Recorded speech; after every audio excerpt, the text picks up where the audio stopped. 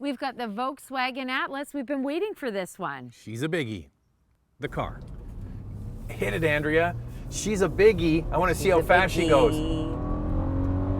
Woo! That was good. This has a VR6. That feels good. We'll get into that right now. What's under the hood of the Atlas? A 3.6-liter V6 with 276 horsepower and 266 pound-feet of torque. Standard all-wheel drive in Canada. Front-wheel drive and all-wheel drive options are available in the U.S. This engine is available one up from the base model.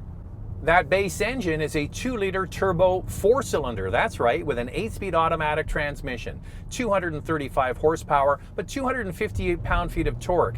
This engine is standard on the 2 base trims. So this engine is technically called a VR6. Complicated, We're not going to get into all that. What I really want to say though, this engine has been around for almost 30 years and is highly reliable. Was used in the Porsche Cayenne for years. It's a great engine. But right now, let's get into what do you get with this, with the key standard features. The base trim comes with a 6.5-inch touchscreen, an 8-inch digital driver display, wired Apple CarPlay and Android Auto, a 6-speaker audio system, cloth upholstery, heated front seats, a manual driver and passenger seat, LED headlights and LED taillights, a spare tire, and blind spot monitoring and rear cross-traffic alert.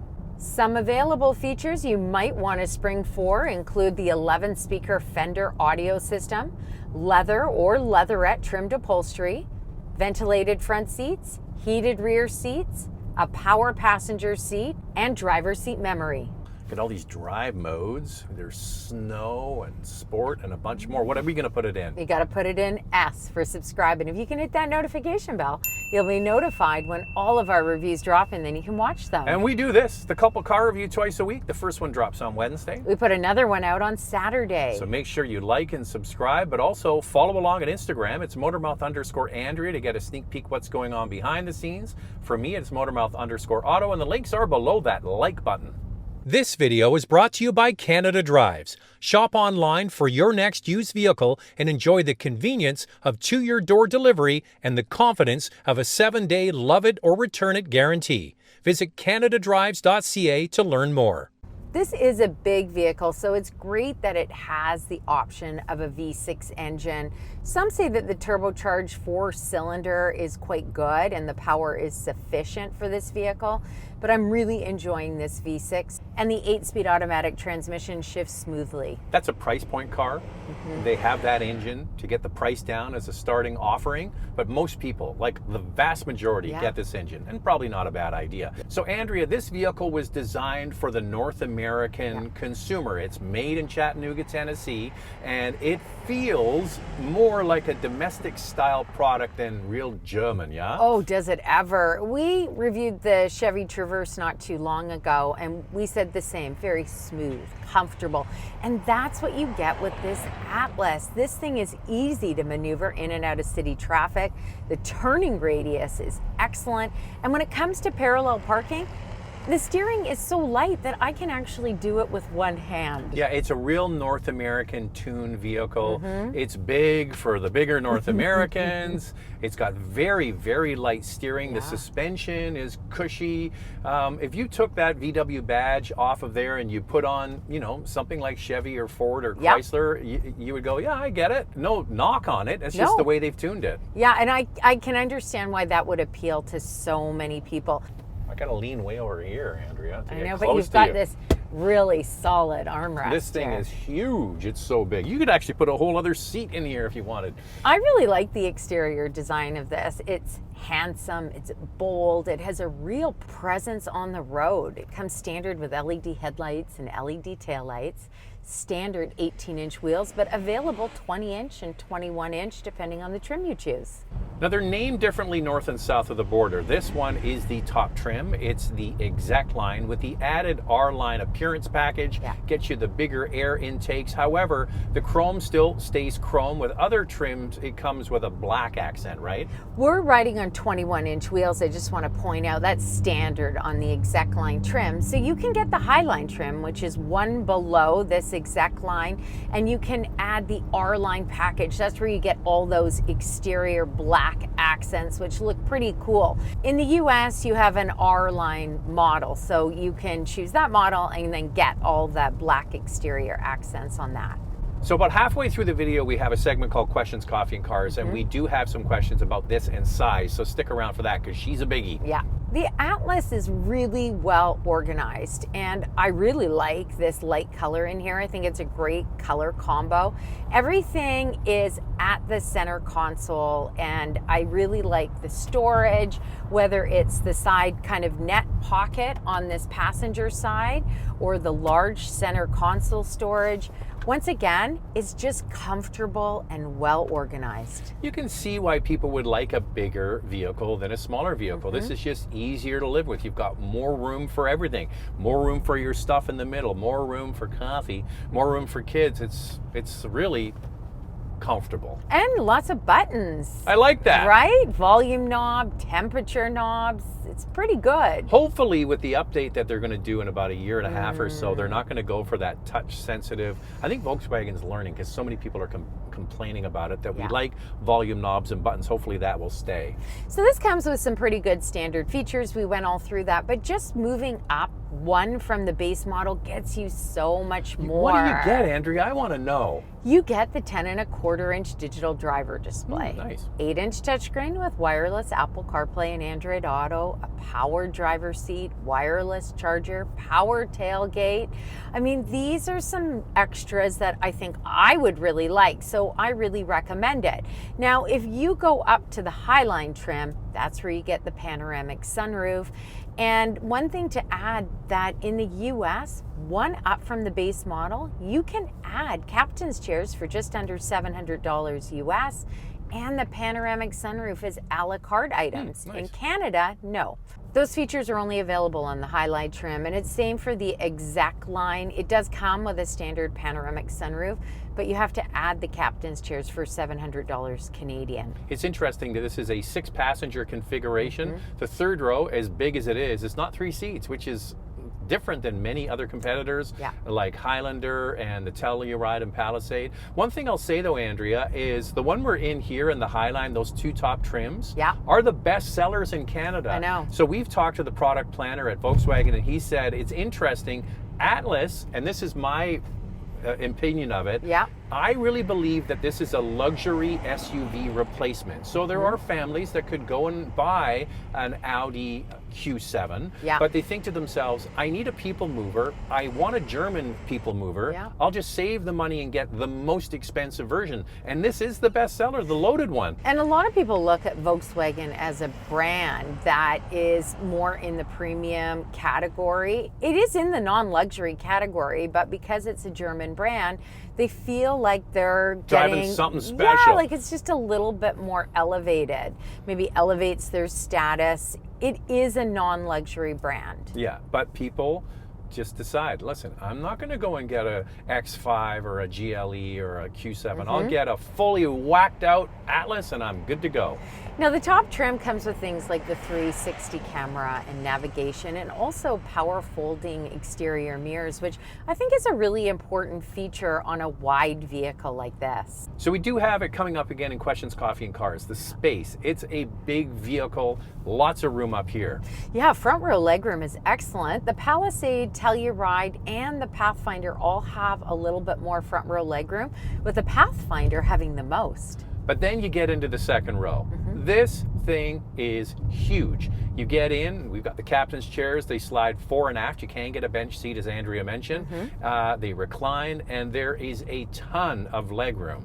The Palisade and Telluride do offer a little bit more space in the second row, but let's move to the third because that's where it really shines. All right, here's me getting in. First of all, the seats slide forward very easily. It's easy to step in, even for an old geezer like me. And then when you're inside, this is comfortable. I'm 6 feet tall. I've got plenty of legroom and headroom considering it is the third row, and I could easily spend an hour or two back there. I'd be quite comfortable. But stay tuned because we have a picture of Andrea in the back seat. I know you're all going to want that. And it is coming up in our segment called Time now for Questions, Coffee, and Cars. Your Questions from Instagram. Are the interiors now comparable to the Palisade and Telluride?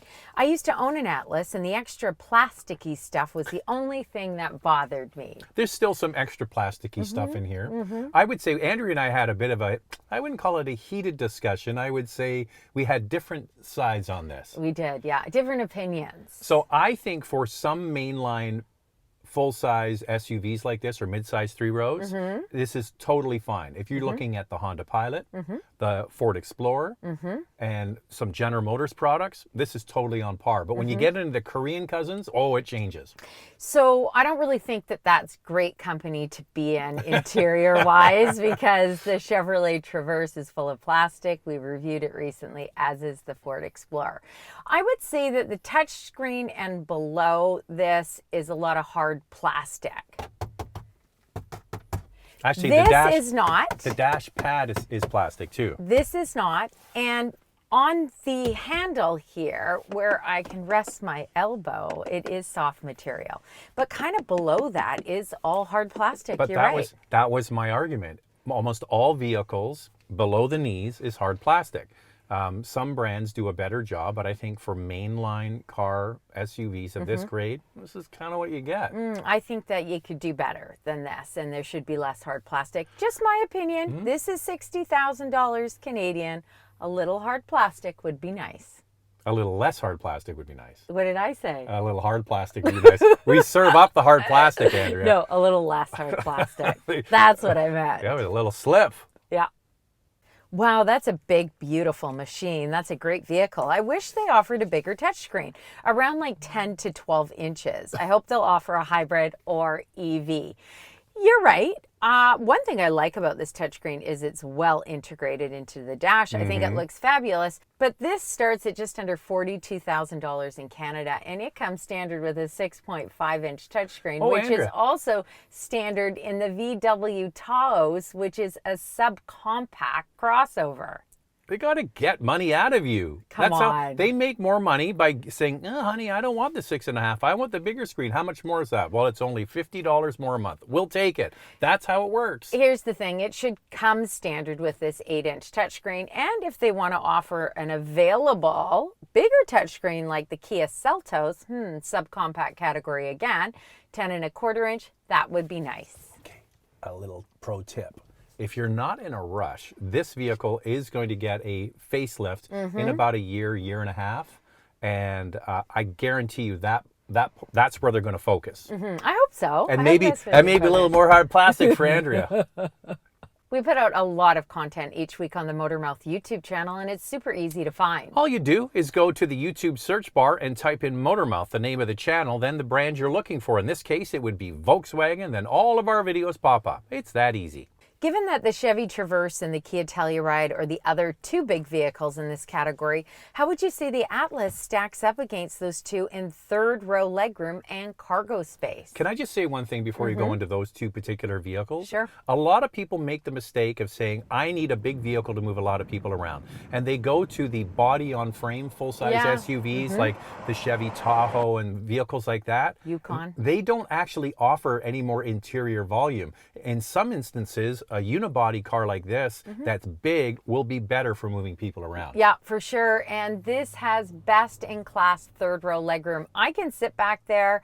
Oh, let's show the picture, Andrea. Here's Andrea sitting in the back. Look how much room you got. Oh my gosh, I sat in there and I thought, this is comfortable. I think this is the first third row that I've been in that I actually like and that I could sit in it for an extended period of time. When it comes to overall cargo capacity, this is great. I mean, this is a large vehicle. The Chevy Traverse offers a tiny bit more, but I would say that the Telluride and this Atlas are pretty close, even space behind the third row. And now it's time for our hot topic. What's this one, Andrea? Not to ask for a full comparison, but reliability-wise, how would this vehicle stand up against its two major competitors? So I'm assuming, Andrea, the two main competitors are probably thinking on size, the Palisade and the Telluride, but we're going to throw in another one that's a biggie, and that's the Chevy Traverse. And one thing about the Chevy Traverse, a lot of people are misguided. It actually has very good quality scores. Yeah, every time I do a Chevy, people say, oh, this is just a pile of, well, you know what, I won't say it. But it actually gets great reliability scores and quality scores. So the Traverse is one to consider, especially if you like the smooth and comfortable drive. As for the Telluride and the Palisade, both get top marks for reliability, and Kia and Hyundai in general on the J.D. Power recent dependability study are on the top of the list. Yeah, and Volkswagen isn't, right? That's the thing. No. Is you're looking at a vehicle that is below the industry average when it comes to quality scores. Yeah. The only thing I'll say in favor of this current Atlas is it's been in the market now for 3 or 4 years. So you would hope that any initial bugs they had, and there were some, have sort of worked their way through the system. Typically a vehicle that's been in market for a few years is more dependable. We have a viewer who actually switched from a Telluride to the Atlas, and she absolutely loves it. And I asked her, why? What do you like more about it? She just says that she likes the space and she likes the panoramic sunroof, and just, as I said, kind of how organized the cabin is. It just works really well for her. Now, in mentioning Kia and Hyundai, we all know that there's been a recall on some Telluride and Palisade models recently.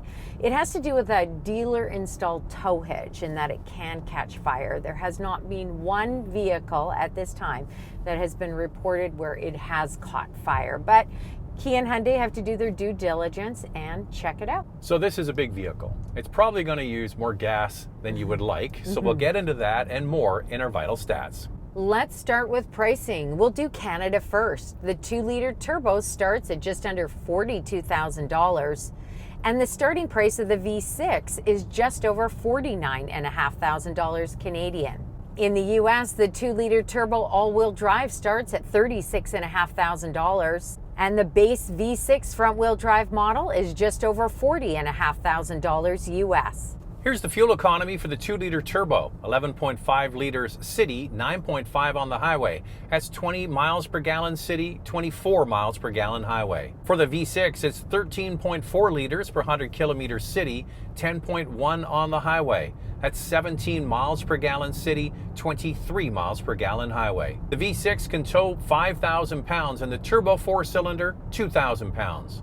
Volkswagen offers a warranty of 4 years, 80,000 kilometers, or 50,000 miles. So we've kind of touched on a lot of the competitors, so let's get into it, the official numbers. For your consideration, 4 vehicles for you to consider. Up first is a Kia Telluride with a 3.8-liter V6, 291 horsepower, and a starting price just under $47,000. The Toyota Highlander with an all-new 2.4-liter turbo 4-cylinder, 265 horsepower. Pricing for this 2023 model hasn't been announced yet. The Honda Pilot with a 3.5-liter V6, 280 horsepower, and a starting price of just under $47,000. A redesigned Pilot is coming for 2023. Here's our used car alternative from CanadaDrives.ca.